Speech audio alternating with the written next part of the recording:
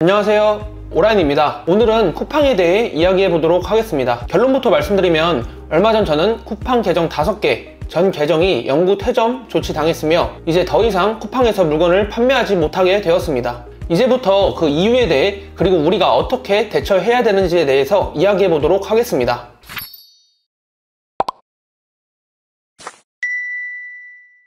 먼저 저는 쿠팡의 중국 구매대행 2계정, 일본 구매대행, 그리고 미국 구매대행, 그리고 브랜드 병행 수입, 로켓그로스 각각 1계정씩 총 5개의 계정이 있습니다. 저는 스마트 스토어가 주력이기 때문에 쿠팡의 매출 같은 경우는 중국 구매대행이 약 500만원, 일본 구매대행이 약 1000만원에서 1500만원, 그리고 브랜드 병행 수입이 약 1000만원으로 총 월 매출이 약 3000만원 정도가 됩니다. 따라서 월 3000만원 정도의 매출이 이번 사태로 인해서 날라갔다고 할 수 있겠습니다. 물론 저에게도 그 누구에게도 월 3000만원의 파이프라인이 소멸됐다는 것은 가슴 아픈 일이며 큰 손실입니다. 하지만 이보다 더 중요한 것은 더 이상 쿠팡에서 물건을 판매할 수 없다는 점입니다. 누구나 알다시피 현재 쿠팡은 국내 온라인 시장에서 압도적으로 점유율 1위이며 이러기 때문에 쿠팡에서 물건을 팔지 못한다는 것은 마치 술집에서 술을 팔지 못한다는 거랑 비슷합니다.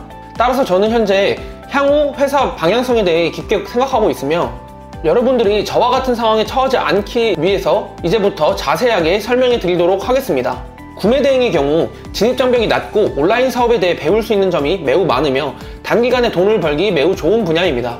따라서 온라인 사업의 첫 시작으로 구매대행은 아주 좋은 것 같습니다. 다만 제가 이전 영상에도 수없이 얘기했듯이 구매대행은 내 제품을 판매하는 것이 아닌 결국 남의 제품을 대신 판매해 주는 것이기 때문에 100% 완전한 비즈니스라고 할 수 없습니다. 중국 같은 경우는 가품의 문제가 많으며 이로 인해 상표권 문제가 매우 많습니다. 반면에 일본, 미국 같은 경우는 대부분 정품 브랜드를 판매하기 때문에 특정 브랜드의 국내 상표권자, 즉 국내 독점 계약 판매자가 있지 않는 한 상표권 문제가 거의 없고 실제로 저도 거의 못 본 것 같습니다. 그럼 제가 도대체 뭐 때문에 쿠팡에서 쫓겨났을까요? 바로 이미지권입니다. 구매대행을 하는 대부분의 사람들은 아마존, 라쿠텐 등에 있는 현지 사이트의 상품 이미지를 상세 페이지 만드는 데 사용합니다. 정말 원칙적으로 접근을 하면 해당 이미지를 저희가 무단으로 사용한 것이 맞기 때문에 안 되는 게 맞습니다.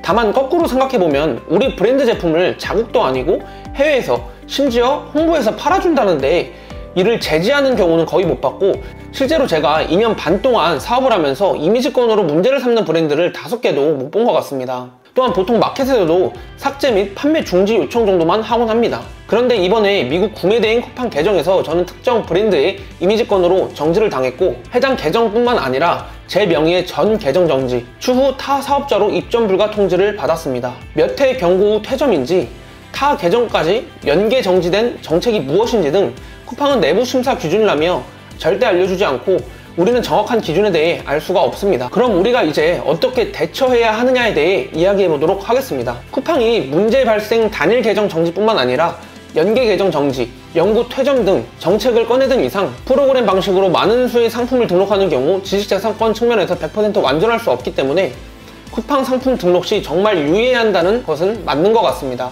리스크가 너무 크기 때문이죠. 이보다도 24년 현 시점에서 본질적으로 한번 접근해 보도록 하겠습니다. UF, 티모 사태로 인해 우리가 사실 입점해야 하는 마켓은 스마트 스토어, 쿠팡, 11번가, 지마켓 옥션, 그리고 여기에 롯데온 정도가 될 것 같습니다. 현 시점 마켓들의 공통적인 트렌드를 한번 보도록 하겠습니다. 롯데온, 해외 판매자들한테 매우 까다로우며 해외 판매자 입점이 매우 힘듭니다. 11번가는 어떨까요? 11번가는 불과 2년 전만 해도 11번가 일반 셀러로 가입이 가능했으며 해외 제품 판매가 가능했습니다. 당시의 매출은 스마트 스토어, 쿠팡급, 심지어는 그 이상도 가능했으나 현재는 11번가 일반에서 해외 제품 판매 시 즉각 정지 조치가 이루어지고 있으며 11번가 글로벌로 가입해야 합니다. 따라서 매출도 크게 기대하기가 힘든 상황입니다. 지옥션, 지마켓 옥션이라고 다를까요?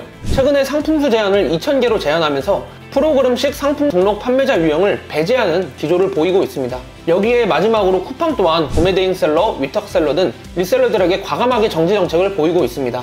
즉 공통적으로 모든 오픈마켓들이 점점 해외 구매대행 판매자들에 대해 보수적인 태도를 보이고 있는 것이 현재 최근 공통된 트렌드입니다.